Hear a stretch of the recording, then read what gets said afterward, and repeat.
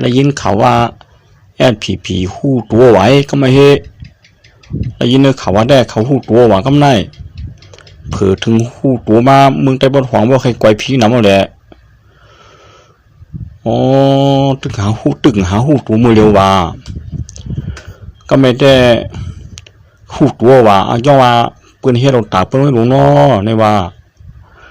เจ้าว่าเฮ็ดเผื่อเฮ็ดมันหลงในว่าซื้อไว้ตรงไหนเพียนจีอยู่วังตีเป็นถือไว้เจ้าวังเฮ็ดการเผื่อการมันหน้าการเผื่อหน้าการมันหวังให้ไม่หลงเท่าไรสั่งหวังสังเฮในวันได้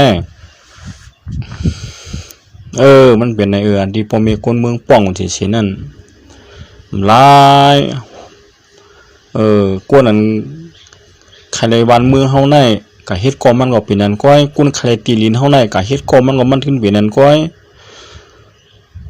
มันเป็นเรื่องไหนเนี่ยพอมีคนเมืองก็ลาดสิพอมีคนเมืองลาดสมาพอมีคนเมืองป้องพอมีคนเมืองท่าสมาพอมีคนเมืองจับผักเฮ็ดเนี่ยสิรู้การตีหุมป้องบนในป้อมหมอหุมป้องในเจ้าของเจ้าเก่าลูกชุ่ม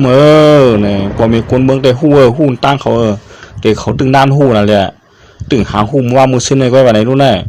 ถอมด้วยขาวได้เข้าตั้งวัน50-60 ปีเมืองในตึงหาหูมือว่าเนี่ยว่ากวนไหวไรเมืองเอาให้เขาเนี่ยไรเมืองเหมือนเอาลูกไข่ของไข่มองจำหนาอันเป็นตั้งกูกลางเขาเนี่ยก็โอ้มันตึกแผนการตัดเต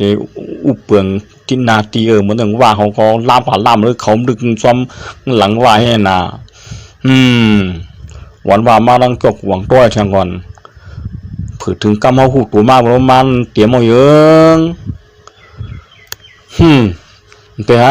หางทอนได้อยู่เป็นลักก็เขาเหลี่ยมได้